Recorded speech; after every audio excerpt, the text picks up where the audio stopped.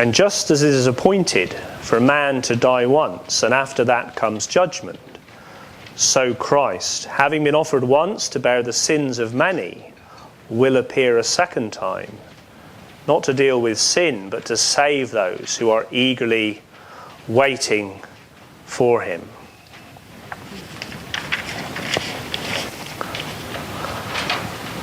Well, when something's true, it fits with other parts of the picture.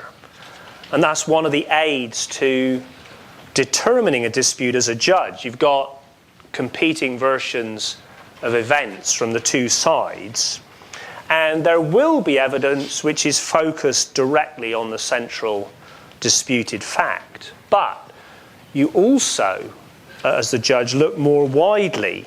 So how does each version handle other facts which are not in dispute? Does it tackle those, or does it just try to duck them? Does it fit with the likely desires of the people involved? So, take an example of a dispute about whether a particular promise was made at a meeting. Now, of course, you'll have the witness evidence and the documents from the meeting. But you'd also want to ask, well, how would that promise fit with the likely commercial desires of the two parties? Can the version which says the promise was made handle facts that we know for sure about the wider deal and about what happened after the meeting? Well, it's good to be asking similar questions, surely, of our worldview. Can it handle the cold, hard facts of life, or does it just try to ignore them? And does it fit with our deepest feelings, so our fundamental desires, or deny them? Now, these things aren't proof, but if a worldview is true, you'd expect it to be able to handle the facts and to chime with our deepest desires. And if it doesn't, well, it might be time to change our minds. And what I want to suggest to you this morning, and what I think those couple of verses we just read show, is that the good news of Jesus and his resurrection does fit the rest of the picture.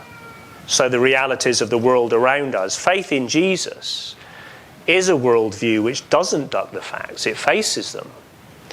And it fits with our feelings. In fact, some of our deepest longings. Basically, it does what we should expect of a worldview, if it's true. It is a faith, then, that faces the facts and fits our feelings. And that really is encapsulated in our couple of verses. And just as it's appointed for a man to die once, and after that comes judgment, so Christ, having been offered once to bear the sins of many, will appear a second time, not to deal with sin, but to save those who are eagerly waiting for him. So let me draw your attention to two facts faced, and then to two feelings. And I'll close by suggesting where that leaves us. Okay, the facts faced. And the first is this: death. It is appointed for a man to die once. Now, I don't know what it's like trying to get a GP appointment on the Isle of Dogs these days. Where we now live, out in East Sussex, it ain't easy. You phone at 8:30 a.m. with your sob story, and only the slimmest chance that it will get you one of the few precious slots with a clinician that day. Ukrainian refugees have returned from East Sussex to Ukraine to see a doctor. It's easier to see one in war-torn Ukraine than it is where we live. Well, here is one appointment that we're certain to get, and which we all have to keep, an appointment with death. And the Bible faces that head on.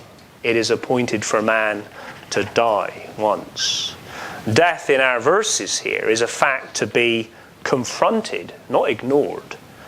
a horrible fact, but one the Christian worldview can handle because it has an answer. The unashamed promise of new life beyond the grave with Jesus, an unimaginably better life. The Bible offers us that life if we'll put our faith in Jesus now. And it's no empty promise, because the first man, Jesus, has been raised. There is real life after death. A famous American preacher, Dwight Moody, said this when he was dying. I won't do the accent. I'll stick to my own. Pretty soon, he said, you're going to read in the Chicago papers that Dwight Moody is dead. Don't you believe it? I'll be more alive than I am right now. Well, the Bible faces the fact of death and invites us to face it by preparing for it. So, trusting in Jesus now to get us through it. Death is horrific and tragic. But the message of Jesus is this: the real tragedy is not dying, but dying unprepared. Well, how does that compare with the prevailing worldview? Well, I think for the most part, people ignore death. The racing driver, James Hunt, he once said, there's a lie that all drivers tell themselves: death is something that happens to other people. And many of us tell ourselves some version, don't we, of that same lie. Now, I suppose that is a way of getting through life, but it's not much of a worldview, is it? Nor is the wishful thinking one sometimes get at funerals that Uncle Bertie has somehow gone to a better place. That gives no real comfort because it's not based on anything. But faith in Jesus faces the fact of death and gives real, certain hope. But it also faces another fact, and that's this, our second fact, that there is something terribly wrong with us. Something terribly wrong with us. And the Bible calls that fact sin. So the rejection by us of God and of his ways. Our verses certainly face this fact, don't they? It's at the centre of them. And twice. Christ having been offered once, so this is Jesus offered on the cross. Why? To bear the sins of many. And in case we missed it, it's repeated straight away. He will appear a second time, not to deal with sin. So don't forget, the writers say, and that is what he did when he came first, deal with sin.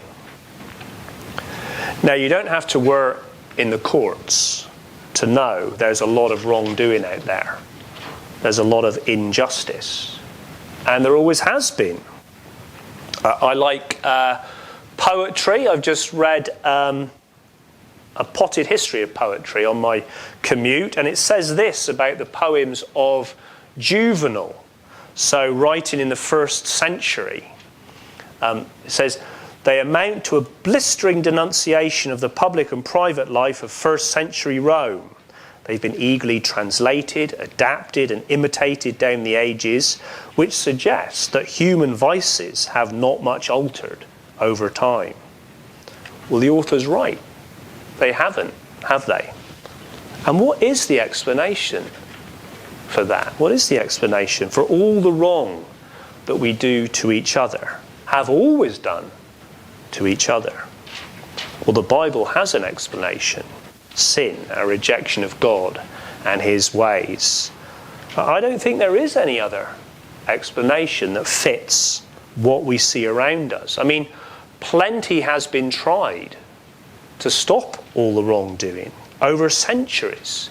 But whatever systems we put in place don't make a dent in it, do they? How many governments, ideologies, policies have come and gone through history trying to tackle crime, corruption, abuse? But these things are still with us. And with us on steroids now that we've got social media. Well, the Bible, completed in the 1st century, has got the explanation for that abuse of that 21st century technology and why we're powerless to stop it. Faith in Jesus faces the fact that there is something terribly wrong with us. I say us because we all have this same sickness of sin. The Bible's very clear about that. And I think we know that too, really. I mean, imagine all our thoughts, even for the past week or two, being published for everyone to see on the internet. Which of us wouldn't be ashamed? And you get something a little bit like that in most trials. So emails and instant messages meant for the recipient's eyes only, read out in public, in court for everyone to hear. And I can tell you it's pretty hard to keep up an entirely respectable front then. We know what we should do, we just don't do it. And the Bible faces this fact and gives us the explanation for it.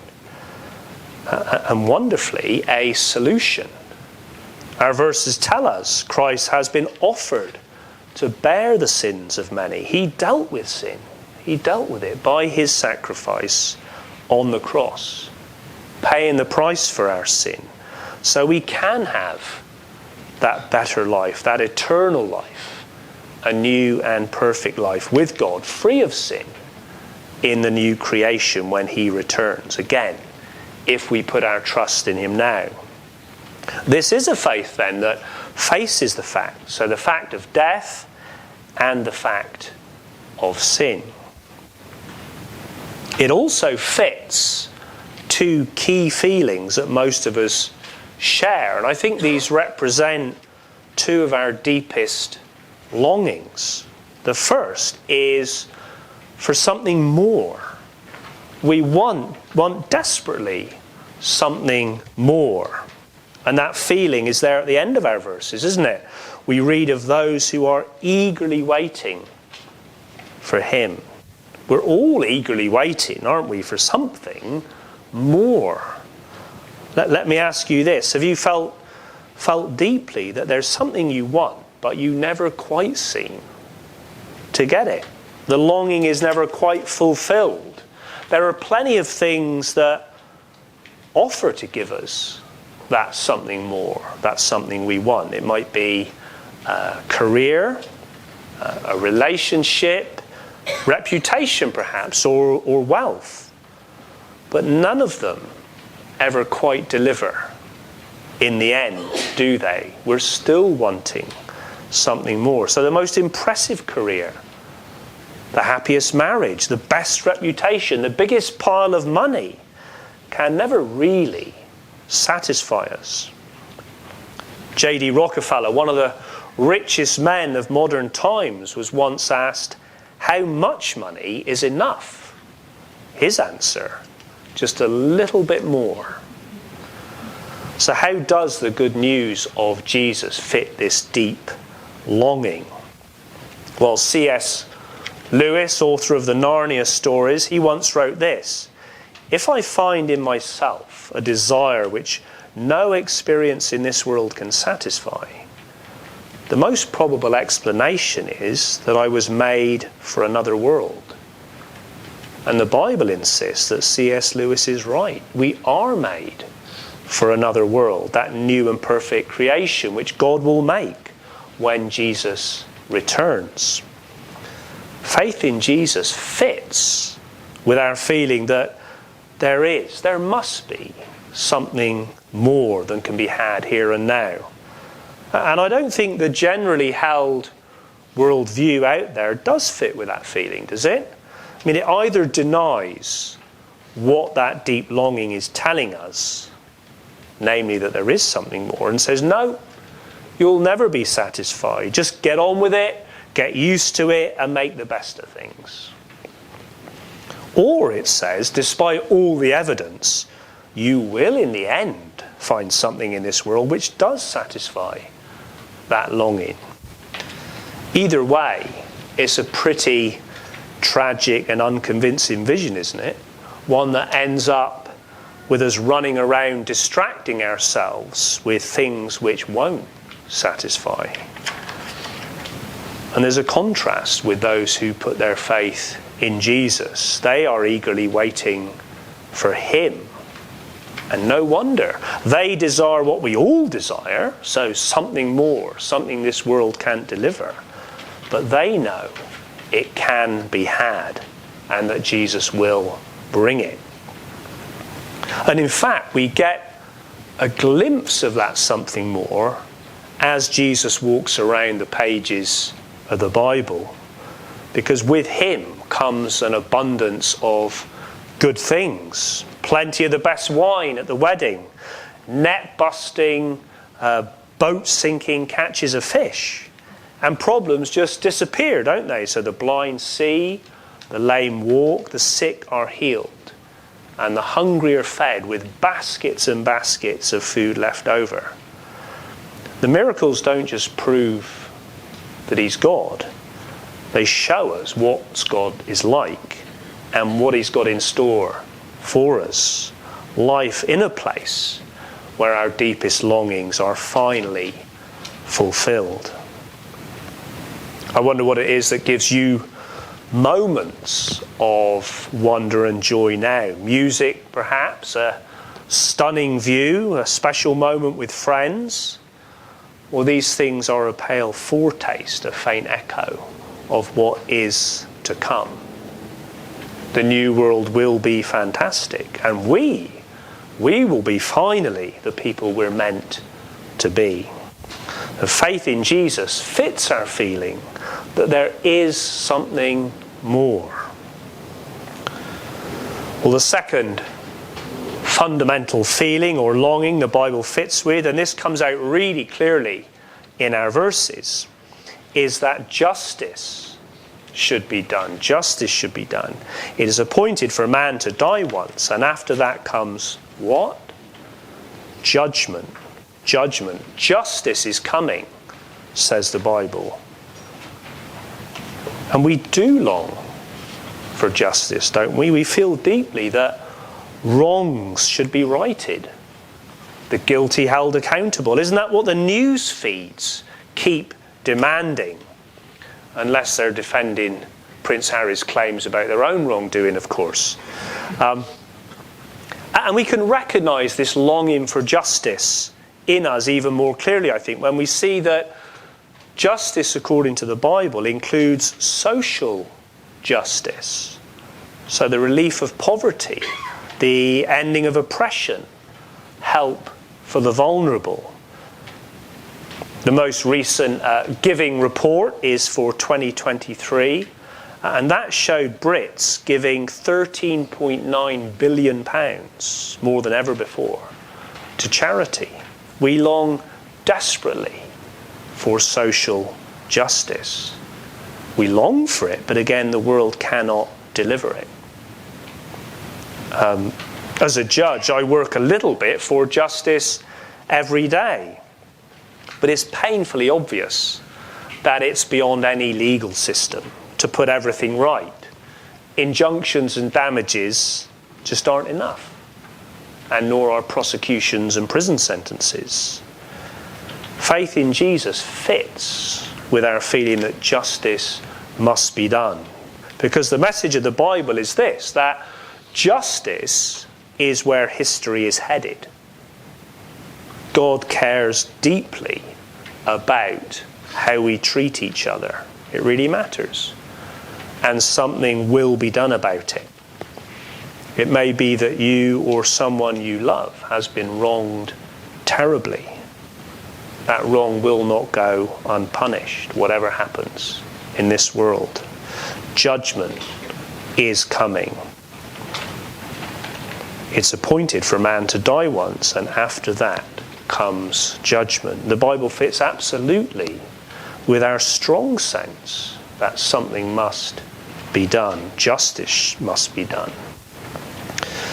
But that should also send something of a shiver through us, because we know, if we think about it, that we can't make it through that examination ourselves. The light of God's perfect judgment shone on our lives will show up plenty of ugly bits, like in those trials where the instant messages and emails are all read out. And there will be something like that for each of us. There was a verse in our first reading, Psalm 90, which spelled that out. It said, "You have set our iniquities before you, our secret sins in the light of your presence." And so we do need saving by that sacrifice of Jesus, taking the judgment for us. Well, what about the general worldview out there? That doesn't include any judgment to come, does it? But surely that denies our deep desire for justice, our sense that something must be done. So why do we buy it? Why do we buy that worldview, I wonder? Well, it does have a certain attraction, and that is to persuade us we won't be held to account. There'll be no trial where we're exposed by the light of God's judgment. It's a bit more comfortable as a worldview, but I don't think that's a reason to trust it. The celebrated atheist Stephen Hawking once said, "Christianity is a fairy tale for people afraid of the dark." Well, I think there's more truth in the response of John Lennox, a professor of maths at Oxford. He said atheism is a fairy tale for people afraid of the light. Faith in Jesus faces that light, and so it does fit our feeling that justice must be done, even though that's a bit uncomfortable. Well, a couple of minutes as we close on where all this leaves us. It leaves us, I think, in a place a bit like the one a judge is in at the end of a trial. We've got to make a decision. As a judge, there's no fence to sit on. I have to decide in favour of one side or the other. Now, not everyone likes making decisions. King James tried his hand at judging and said this: "I could get on very well hearing one side only, but when both sides have been heard, by my soul I know not which is right." But whether you like it or not, we do need to make a decision about Jesus. If you're not yet a believer, it may be you don't feel totally opposed to God. I like the author John le Carré. In the last novel of his I read, the central character said this: "I'm not a God man, though I believe society is the better for him than without him. I don't reject him and then go scurrying after him to apologise, but I don't accept him either." Or maybe you share something of that ambivalence about God.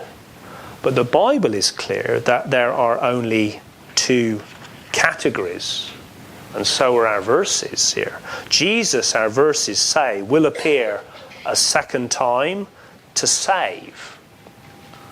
But save who? Everyone? No, to save those who are eagerly waiting for him. So those who've put their trust in Jesus now. And the verses say he was offered once to bear the sins of many, not all, only many. We have to decide now to be one of the many. So to trust Jesus, to make no decision, is to put ourselves outside the many in a group facing judgment without his help, hoping we'll somehow get through it okay on our own, or hoping there'll turn out to be no such judgment. In the United States, where my wife is from, there's something called the Great Divide. Now, I'm not talking about politics, but geography. There's a line running down through the states, roughly north to south. And if you tip out a cup of water on one side of that line, it eventually finds its way to the Pacific. And if you tip it out on the other side, it'll head instead to the Atlantic. Now, we go to the States each summer to see family. Now, when we visit, we're not aware of this great divide, of course, but it is there, this fundamental division. When you walk out of here onto West India Quay, you can easily forget all about the great divide in humanity between those eagerly waiting for Jesus, in whom our deepest longings will be fulfilled, and those instead facing judgment without him. But the division is there, whether we notice it or not. Please do consider putting yourself on the right side of that line now, while it is in your mind. It's the only line that really matters in the end.